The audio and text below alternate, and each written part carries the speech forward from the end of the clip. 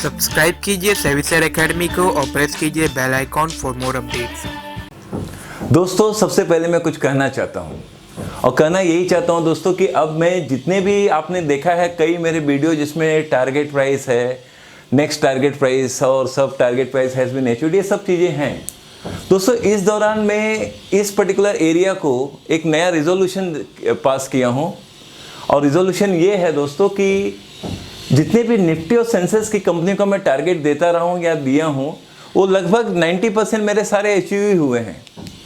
तो इसे मैंने अब इसे पेड सर्विस में डाल दिया है दोस्तों। इस कारणवश अब मेरा टारगेट प्राइस वाला वीडियो कंपनी का नहीं आएगा। हाँ, ये भी एक बात है। और इसके लिए अब मेरा काम क्या होगा उस पर आपका विशेष ध्यान हो।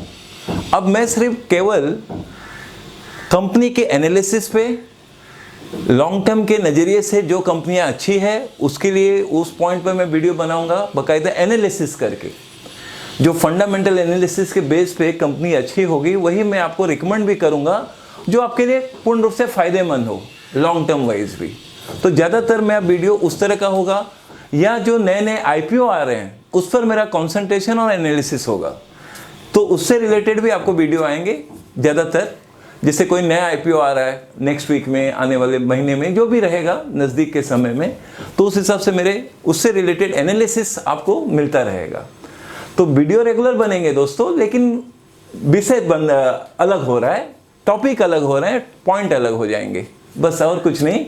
और हो सकता है कभी 3 दिन में, कभी 4 दिन में, कभी 1 वीक में इस तरह का वीडियो होगा या फ्रीक्वेंसी बीच में ज़्यादा भी होगी। बस यही कहना था दोस्तों। बाकी तो आप हमारे सारे सर्विसेज के बारे में जानकारी तो रखते ही हैं, तो जो भी जानकारी चाहिए आपको आप हमें व्हाट्सएप में मैसेज कीजिए, आपको सारी जानकारी प्राप्त हो जाएगी। हाँ दोस्तों, मैंने इस दौरान IPO का एनालिसिस पॉइंट हाल ही में समय निकाल पाया और उस हिसाब से एनालिसिस किया हूँ। और इंडिगो पेंट्स के बारे में मैंने एनालिसिस किया दोस्तों। और एक अंदर से एक आवाज़ आई कि आपको ये सही जानकारी या सही मार्क मिलना चाहिए और कंपनी के बारे में एक स्पष्ट, जिसको कहते हैं स्पष्ट रूप से, क्लियर रूप से, उसके बारे में एक निष्पक्ष रूप से आपको एक सही जानकारी या एक इन्फॉर्मेशन जिसे हम कहते हैं आपको मिलना चाहिए। तो चलिए मैं आपका ध्यान आकर्षित कर रहा हूँ इंडिगो पेंट्स IPO एनालिसिस। हाँ दोस्तों, जैसे आप देख ही रहे हैं इंडिगो पेंट्स के बारे में मार्केट में काफ़ी जानकारी और काफ़ी न्यूज़ आ ही गया है लगभग। और उस हिसाब से मैं ये भी देख रहा हूँ दोस्तों कि चलिए इसके बारे में कुछ बेसिक आपको इन्फॉर्मेशन ज़रूर मिलना चाहिए। पहले कंपनी के बारे में, फिर IPO के बारे में।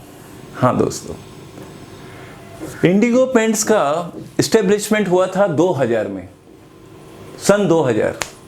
इसका अर्थ ये हुआ कि ये कंपनी 20 साल पुरानी है, ठीक है।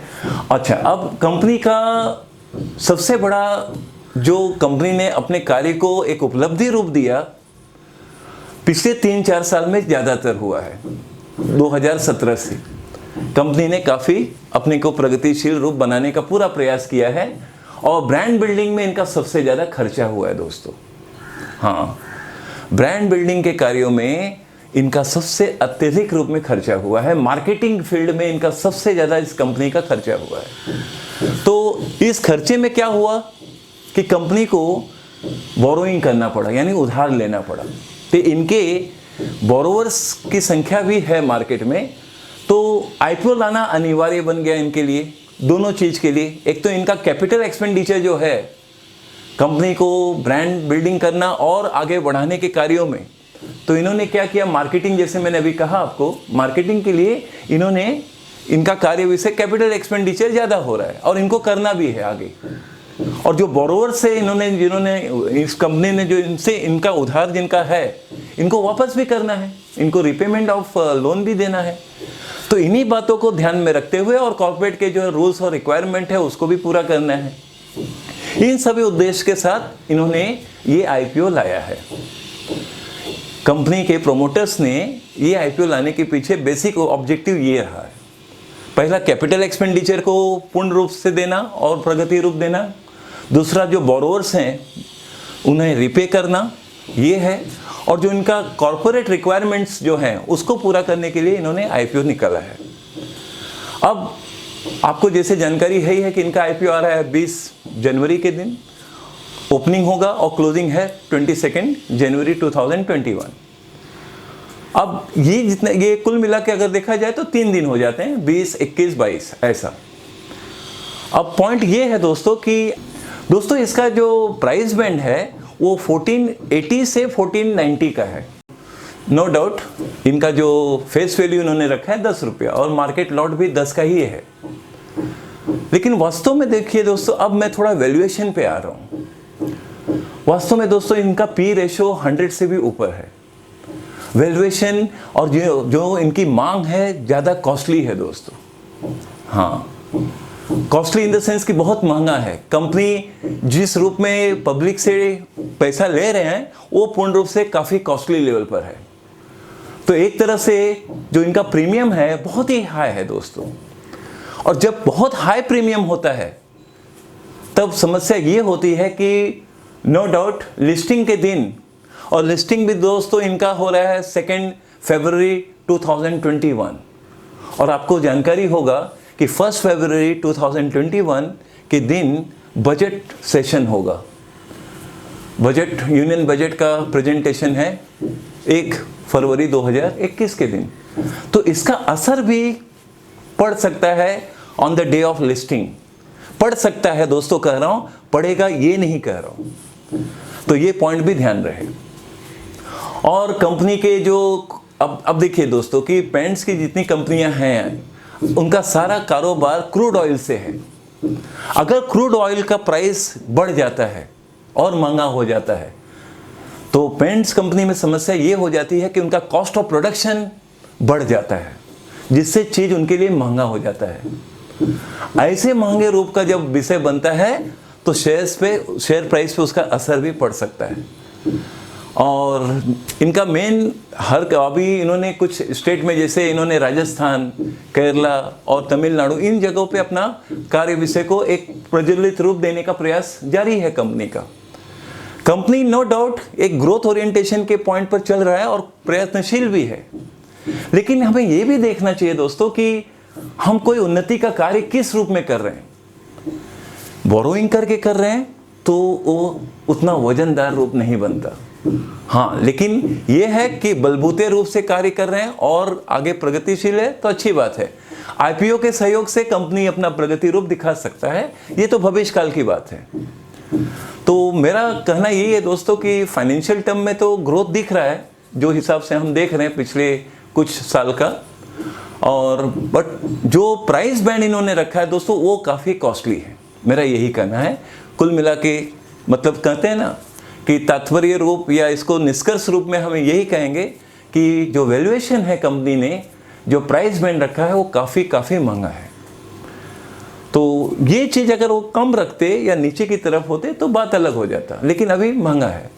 तब लिस्टिंग के समय क्या रिएक्शन हो सकता है, ये सबसे बड़ा $1 बिलियन क्वेरी है दोस्तों। देखिए क्या है कि सभी लोग तो पॉजिटिव ही चाहते हैं, और जिनको अगर सभी को ये लग जाता है, अगर ये अलॉटमेंट सभी को होता है तो थोड़ा संकेत अच्छा नहीं है। क्योंकि जब अलॉटमेंट नहीं होता है कभी भी किसी शेयर्स का तो सब में एक जिज्ञासा रहती है, एक उतावलापन रहता है, एक बेचैनी होती है कि ये शेयर्स मेरे पास हो जाए, और उस कारणवश डिमांड ज़्यादा हो जाता है और सप्लाई कम होता है, जिसके फलस्वरूप शेयर्स प्राइस ऊपर जाते हैं। तो अब वो दिन जब 2 फरवरी का दिन होगा वो दिन देखना चाहिए कि प्राइस उसका नीचे की ओर जा रहा है या और ऊपर। तो ज़्यादातर दोस्तों सभी लोग, अगर सभी को अलॉटमेंट हो गए तो समस्या ये भी आ सकती है कि सप्लाई ज़्यादा हो गया, डिमांड लिमिटेड है और प्राइस नीचे भी आ सकता है। हाँ, ये भी आपको ध्यान रखना है। नो डाउट अगर आप लॉन्ग टर्म का नज़रिया रखकर चलते हैं कि चलो ठीक है, इंडिगो पेंट्स में मैं लॉन्ग टर्म नज़रिए से चल रहा हूँ, तो ठीक है, तब एक लॉट के लिए आप प्लान कर सकते हैं, एक लॉट के लिए आप अप्लाई कर सकते हैं। अगर लॉन्ग टर्म के नज़रिए से चलते हैं तो बस मेरा यही कहना है दोस्तों। और पूर्ण रूप से क्या है, पेंट्स कंपनी के ऑलरेडी वेल एडवांस कंपनी तो आप सभी जानते हैं, तो उसमें कंपटीशन कर पाना भी थोड़ा कठिन का कार्य है।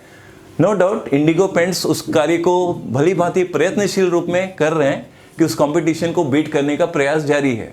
कुछ ना कुछ इनोवेटिव आइडिया, कुछ ना कुछ इनोवेटिव पॉइंट ऑफ जो कहते हैं बिजनेस एक्सपांशन करना, वो सारी बातें इंडिगो में दिख रहा है। भविष्य तो हमेशा अनिश्चितता के काल में चलता है, ये तो आप भी जानते हैं। हम देखते हैं कि क्या है, क्या होने वाला है। बस कुल मिला के मेरा सलाह यही है दोस्तों, अगर आप प्लान करते हैं तो एक लॉट के लिए ट्राई कर सकते हैं, और नहीं तो सबसे अच्छा है कि जब डे ऑफ लिस्टिंग का क्या रिएक्शन है उसी दिन लिया जाए। भले हमें यही होगा ना 50 रुपया और मिलेगा ऊपर से, तो वो ज़्यादा अच्छा है। ठीक है, कोई बात नहीं। अगर आपका नज़रिया लॉन्ग टर्म का है तो कोई शेयर्स का भाव अगर हमें 50 रुपया ऊपर भी मिलता है तो कोई फ़र्क नहीं। Point to be noted here. बस यही कहना था दोस्तों आपके लिए और आपके नॉलेज के लिए। इसी तरह से IPO से रिलेटेड जो भी कंपनी नज़दीक के भविष्य में आएंगे तो मैं कुछ ना कुछ वीडियो बनाता रहूँगा दोस्तों।